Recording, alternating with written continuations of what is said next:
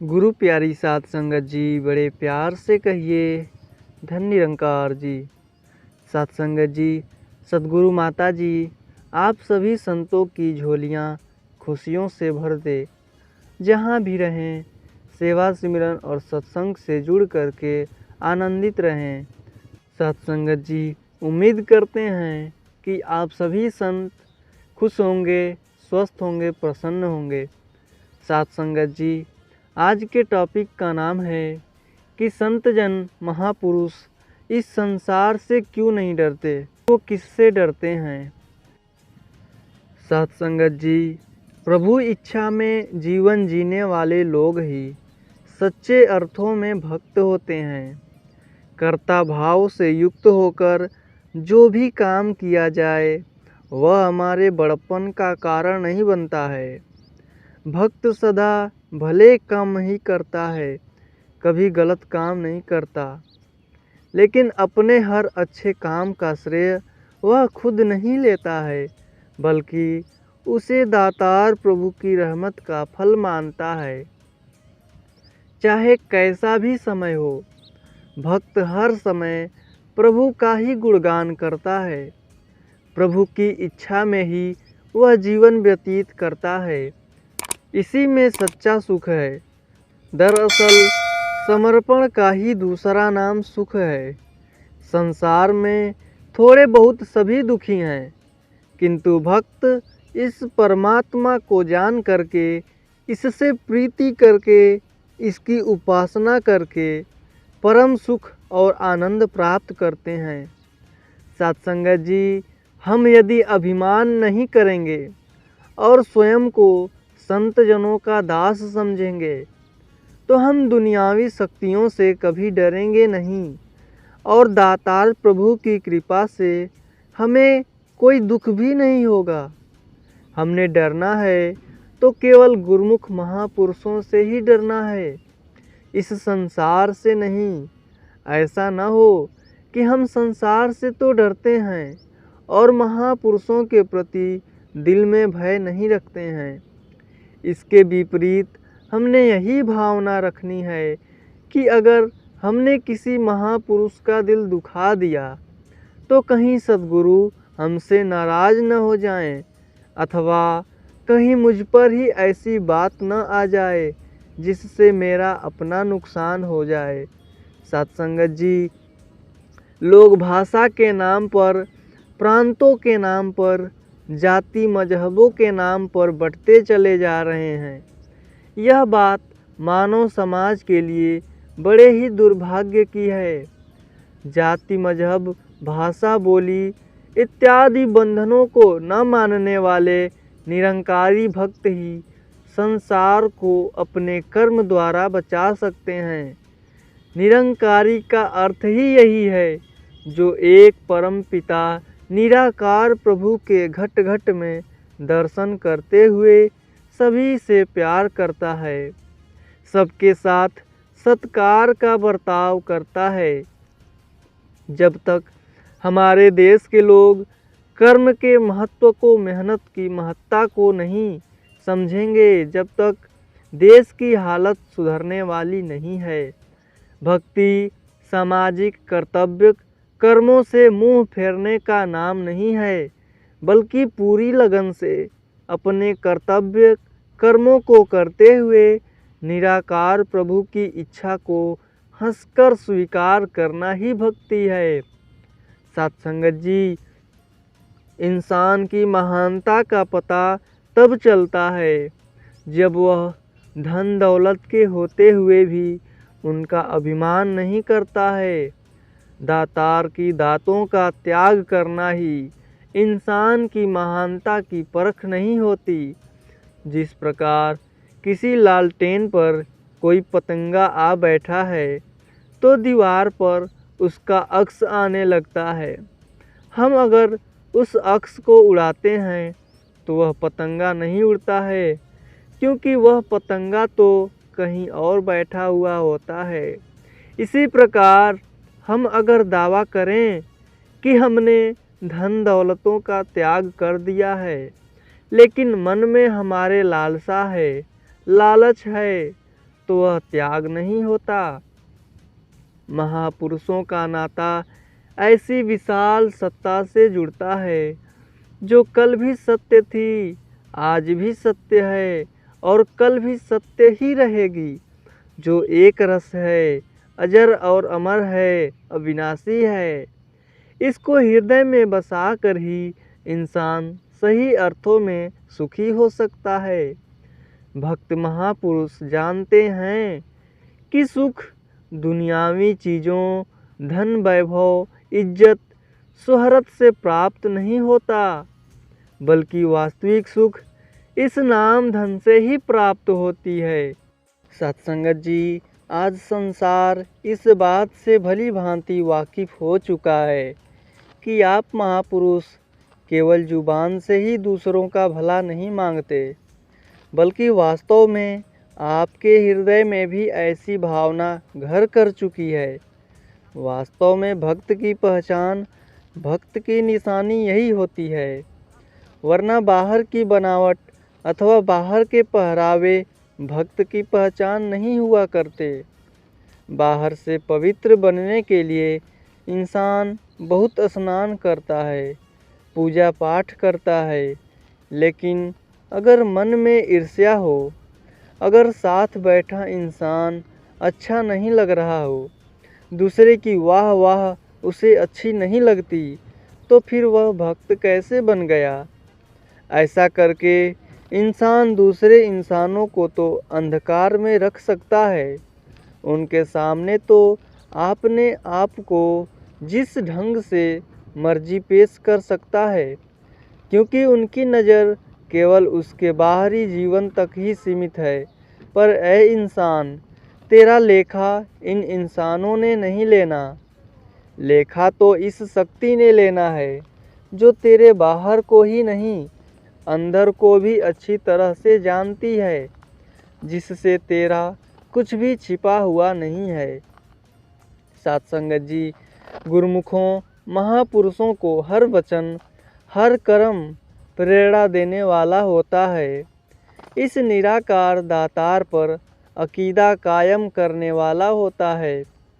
गुरुमुख महापुरुष दूसरे महापुरुषों का आदर सम्मान होता देखता है तो हृदय प्रसन्न होता है, और जो सांसारिक व्यक्ति है वह दूसरे को मान सम्मान मिलता हुआ देखकर यह सोचता है कि उसे क्यों इतना आदर दिया जा रहा है और मुझे क्यों नहीं पूछा जा रहा है।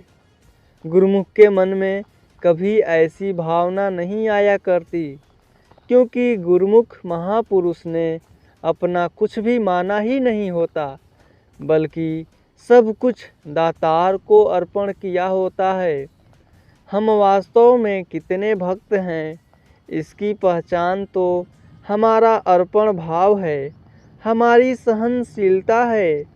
जब हम दूसरे के वचनों को सहन कर लेते हैं, कोई हमें बुरा भला कहता है तब भी हम उसका भला मांगते हैं, तथा माया का कोई भी रूप हमारे सामने हमें डमाडोल करने आ जाता है तो भी हम डुलायमान नहीं होते, इस निरंकार का आसरा नहीं छोड़ते।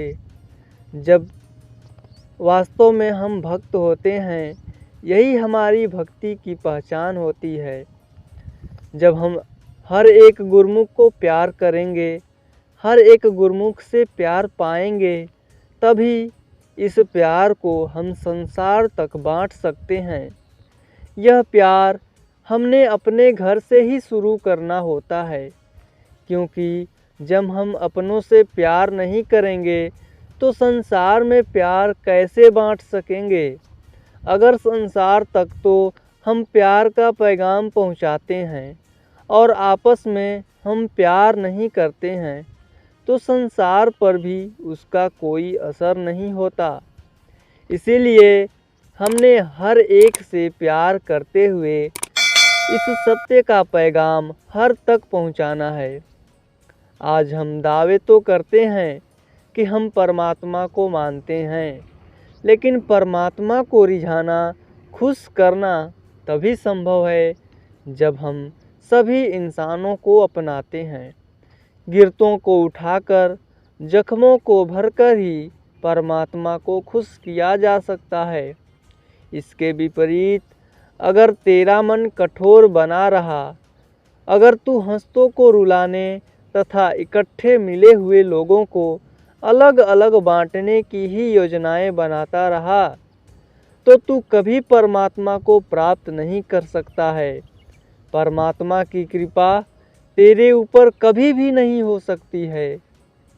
जिस प्रकार हम देखते हैं, एक पहिया होता है, जब तक वह धुरी के साथ जुड़ा होता है वह चलता रहता है, और जब भी उस धुरी से ऊपर नीचे होने लगता है तभी वह डुलायमान हो जाता है। ठीक इसी प्रकार गुरुमुख भी तब तक गुरुमुख होता है जब तक वह गुरुमुखों वाली चाल चलता रहता है, इसको भूलता नहीं, तभी तक वह महान होता है। गुरुमुखों वाली चाल का भाव है कि दूसरे गुरसिक का आदर सत्कार करना, उसे मान सम्मान देना, कोई ऐसा वचन न बोलना जिससे दूसरे को ठेस पहुँचे।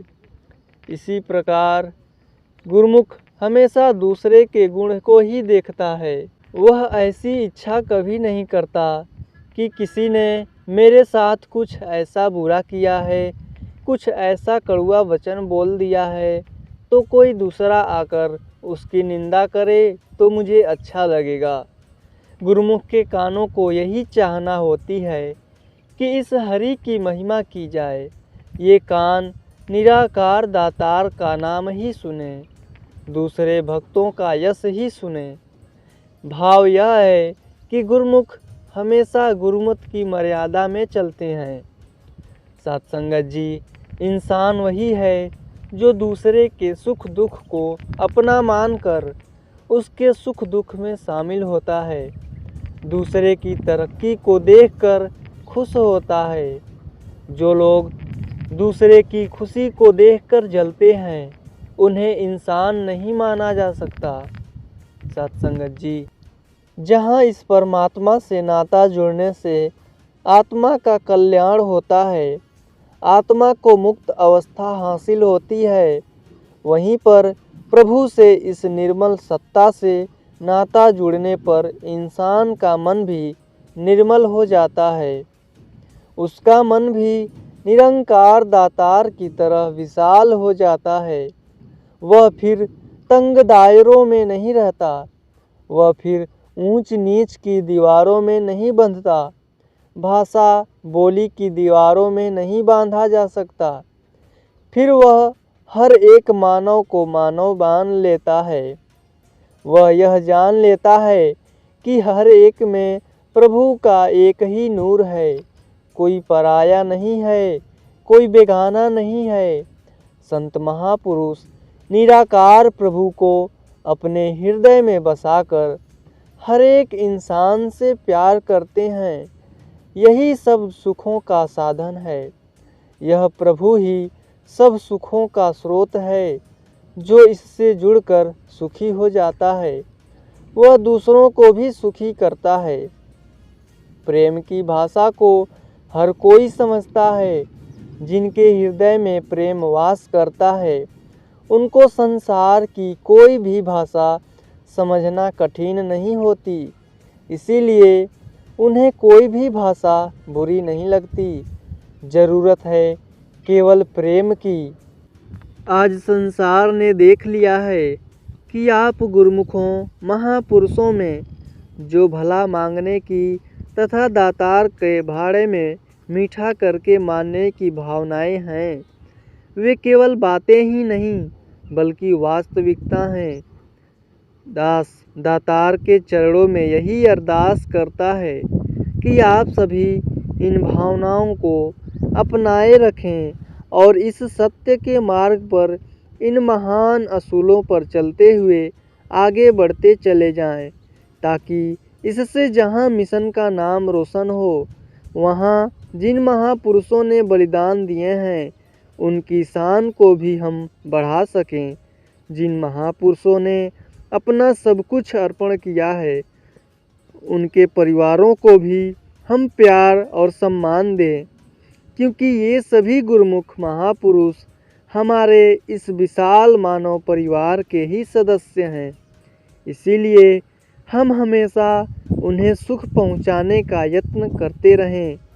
दास यही अरदास करता है कि यह जो महापुरुषों वाला नाम हमारे साथ लगा हुआ है, हम इसी तरह का कर्म भी जीवन में जोड़ते हुए आगे से आगे बढ़ते चले जाएं और इस सत्य की आवाज़ को संसार के हर एक इंसान तक पहुंचाते चले जाएं।